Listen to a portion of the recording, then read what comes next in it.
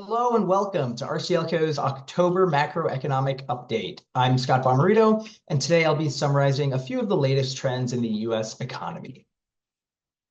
Well, last month, the Federal Reserve began its long-awaited policy shift, cutting the federal funds rate by 50 basis points.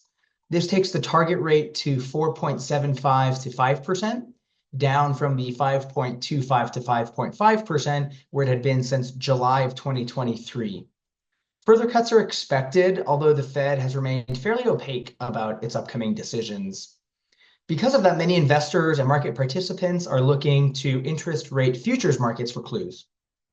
Those markets are currently priced to expect another cut of 25 basis points in November, assigning that outcome a roughly 90% probability.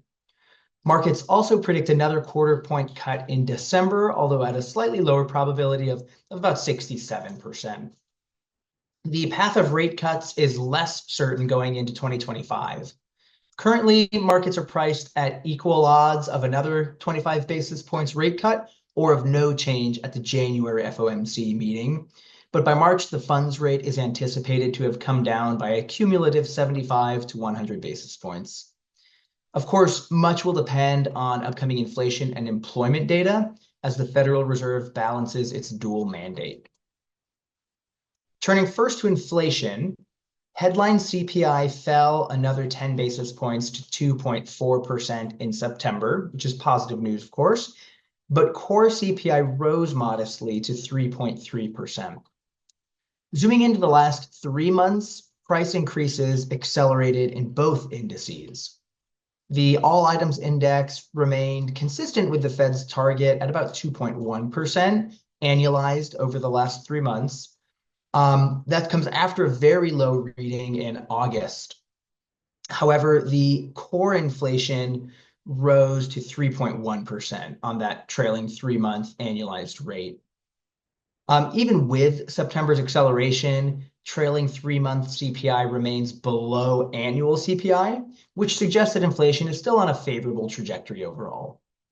Now, by far the largest component of CPI continues to be shelter, which was up 4.9% over the last year. It drove roughly 70% of that overall headline CPI number. Price increases for other core services also remain elevated, but core goods pricing actually declined somewhat, as did energy prices. That's been the case for the last couple months, as goods and energy pricing have actually been modestly down year over year.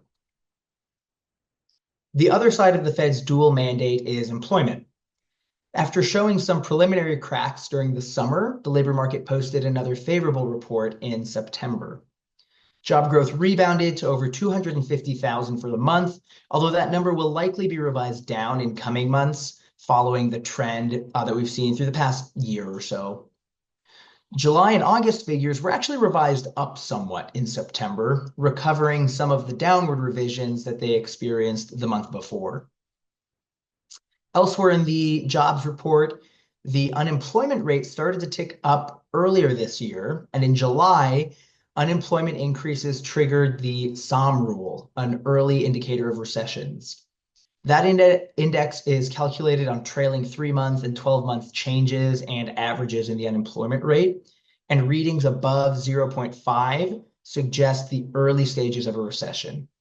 That metric rose above that threshold as the unemployment rate peaked in July at 4.3%. However, as the unemployment rate subsequently moderated and fell to 4.1% in September, the SOM rule dipped lower as well, potentially a sign that a recession has not yet taken hold in the labor market, which of course will be welcome news for the Fed and potentially provide some additional evidence to make it more comfortable with cutting rates again. Well, that concludes our October economic update. Don't forget to subscribe for more webinars, and we'll see you next time.